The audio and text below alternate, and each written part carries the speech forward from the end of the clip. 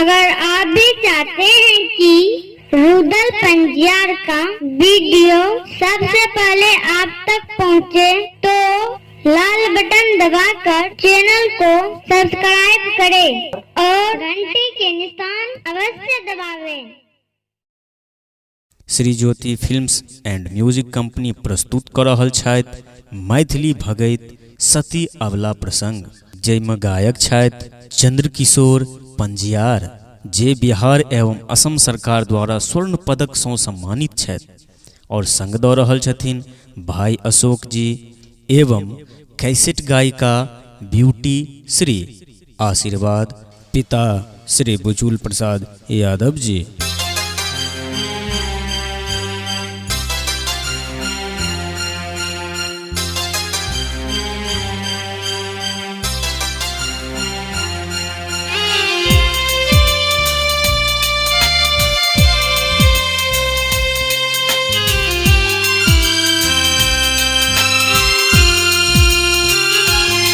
सबके अंगनावा देवी माँ खेलैया ललनावा, ये देवी माँ खेलैया ललनावा, ये माता ये हमारो अंगना लागे छै उदास से, एक ललनामा बिना ये माता ये हमारो अंगना लागे छै उदास से, एक ललनामा बिना ये।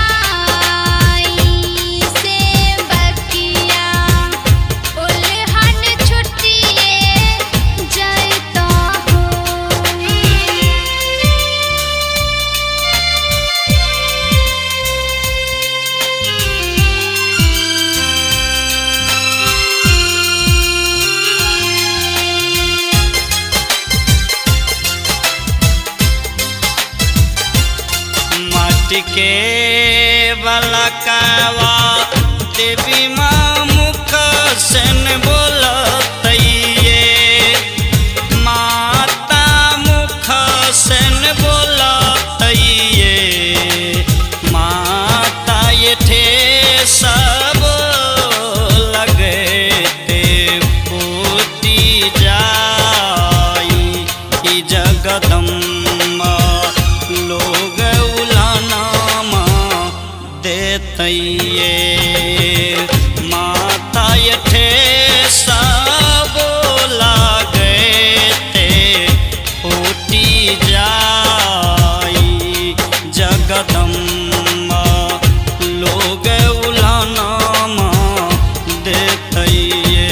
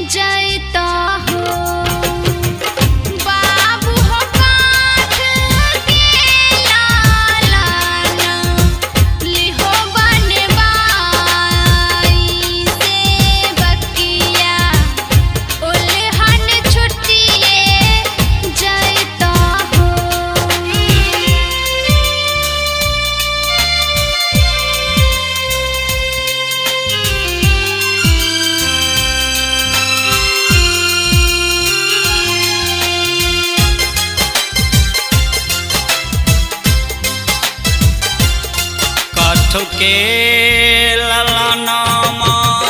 देवी माँ मुख सन बोलत गए,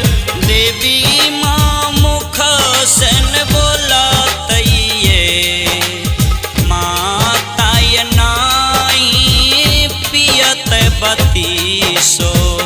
सुआदो से लोग उल्हानामा देतइये, माताय नाही पियत बतीसो सुआदो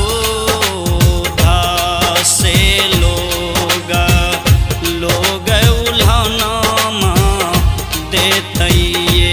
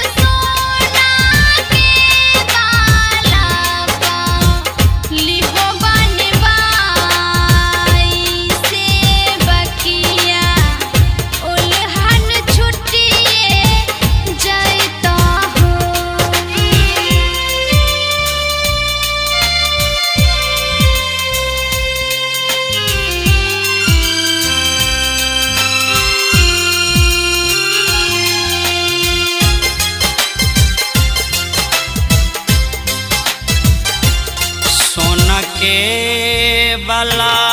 का देवी माँ मुख सन बोलत ये, देवी माँ मुख